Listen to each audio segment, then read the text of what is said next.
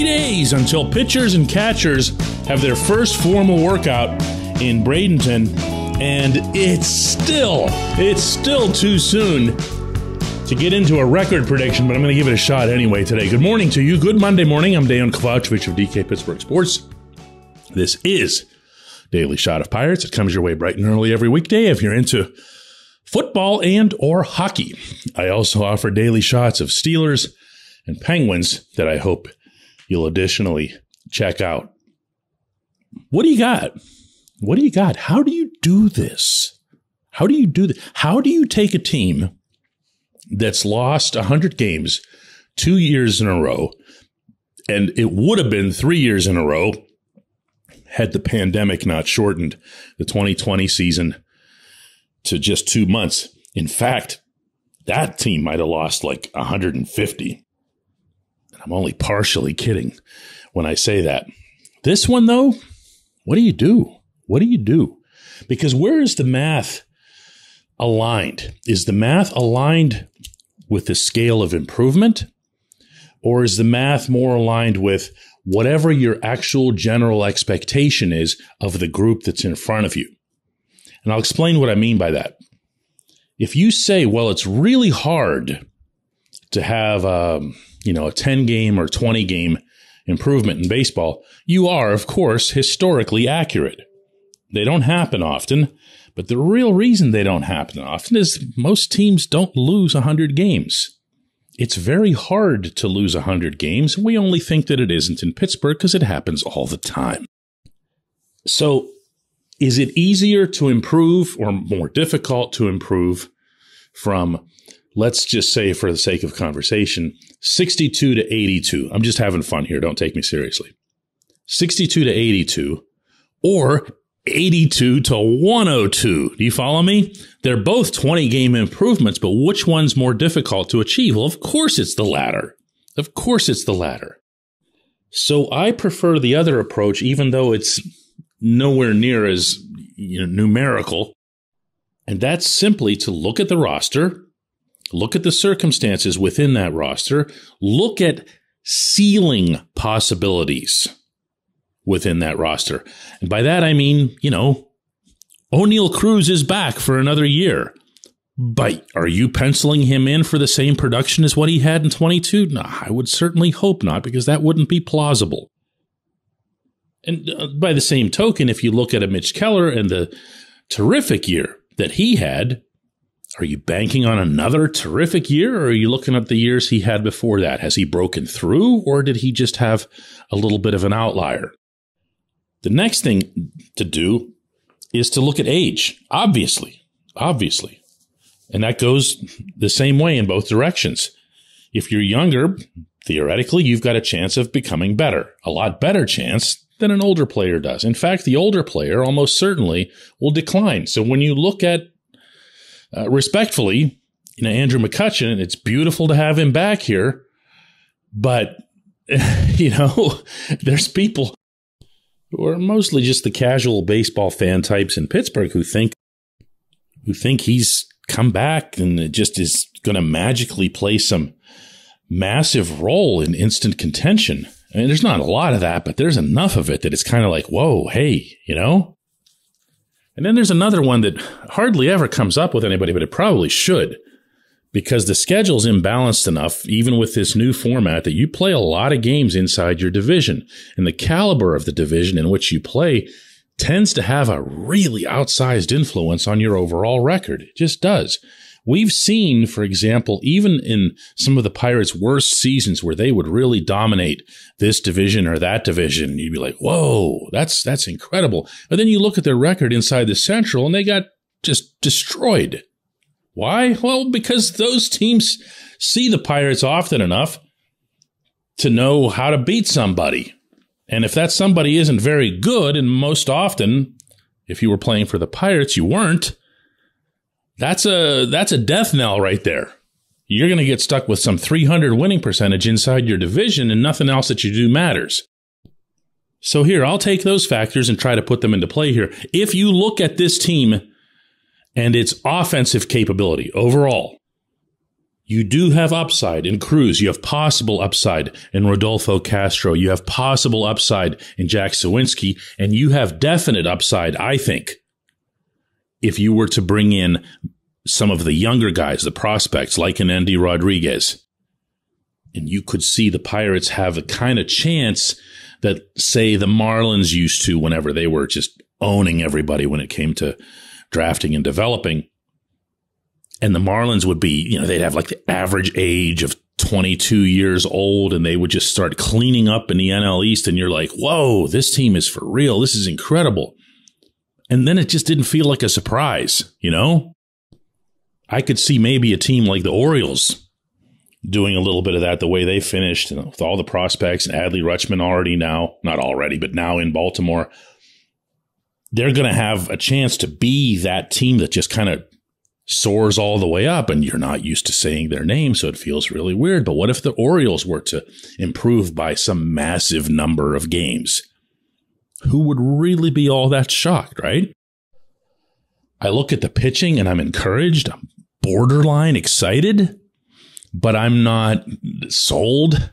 I think that's a fair representation, certainly, of how I feel about the group.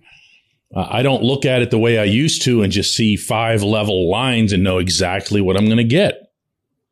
Because if we're being honest with each other, if Keller does have a continuation of 2022, if Roansy Contreras does rise up another level, if Rich Hill is just a steadying influence / lefty, keep everybody honest guy, that's a plus over last year. Or at least it's a neutral marking because Jose Quintana was that guy for the better part of last season, I guess. But now what if Johan Oviedo rises up? What if Luis Ortiz doesn't stay in Indianapolis all that long? I got news for you. If you've got starting pitching, that's your cheat code to get to the next level. And in that circumstance, no one is surprised. No one is surprised. It's funny how many people all these years later still look back at the 1997 team, the freak show team, as Greg Brown dubbed them.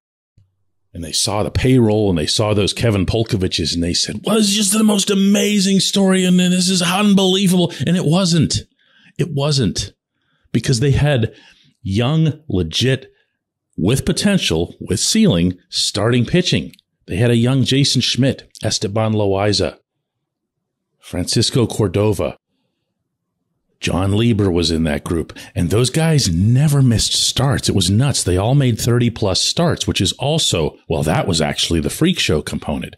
But the reason that the Pirates hung in there all year long wasn't because Polkovich once homered off Curt Schilling, although he did.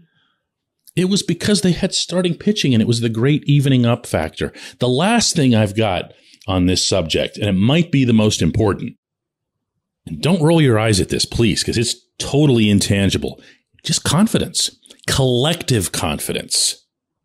And that's going to have to come, I say this all the time, from the clubhouse. It's not going to come from the owner. It's not going to come from the team president. It's not going to come from the general manager. It might not even come from Derek Shelton because they've had him doing what they want for 3 years. If you want fire and a competitive nature and everything else to establish around this team, that's going to have to come from within the same way it did in 2012 and 2013. And that right there, my friends, is such a big, big variable. When we come back, J1Q.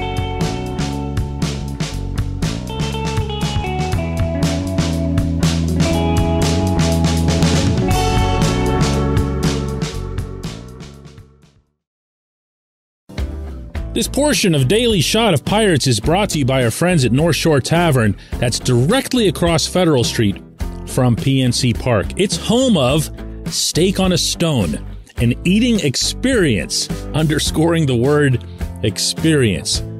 The steak is brought to you partially cooked on an 800-degree stone, and you do the rest.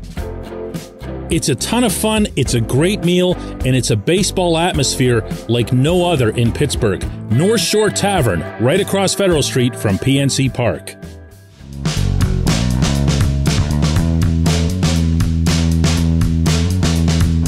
Today's J1Q comes from Bob, who says, DK, I appreciate the reference to Walter Big Train Johnson in the J1Q to end last week so much. Thank you. 137 years of the Pittsburgh Baseball Club, and we cannot ignore the accomplishments of those old-time Bucs beating a worn-down great like Johnson in Game 7 of the 1925 World Series.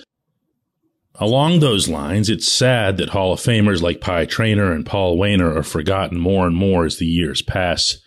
Thanks again. No, thanks to you, Bob. That's a neat note. You weren't the only one to write about that segment, and I'm grateful for that. Anything that's historical on Pirates, I have a lot of fun with because it feels like it's a wasted portion of my C drive upstairs. Like I use an inordinate amount of space on Pittsburgh's baseball history up there, and it feels like it goes to waste a lot. That's why more than anything, more than any dialogue that makes me just cringe, even more than Hall of Fame stuff or steroids, cheaters, or anything, when it comes to baseball, is the idea that what those guys did, the great teams of the early 1900s, the great individual career of Honus Wagner, the greatest of all Pirates, to this day and probably forever, should somehow get, swept under the rug because, well, that was a long time ago and that games changed a lot. You know what? The game's changed a lot just in the last 30, 40, 50 years. Watch highlights from games in the 1970s. They don't look anything like this. They really don't. Players are bigger and stronger because humans are bigger and stronger. The ball or the bat or the glove or the many, many other physical components to baseball that don't involve the human body have changed. The manicuring of the grass has changed. So now your expectation in the field is going to be infinitely higher than it was even a half century ago.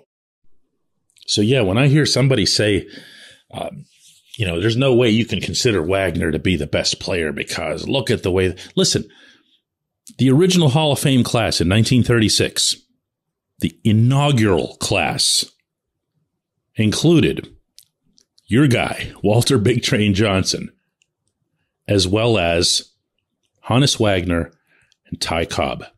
Those two, in particular, were considered the premier players of their generation, the two coexisting co-stars.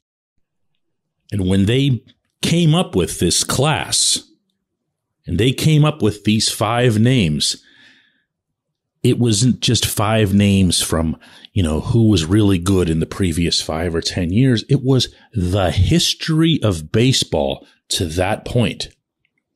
Bearing in mind that the National League, for example, was formed in 1887.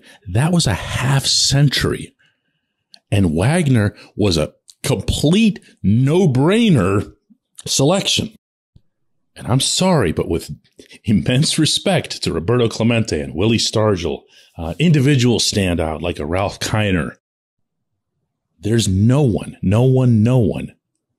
in Honus's category here.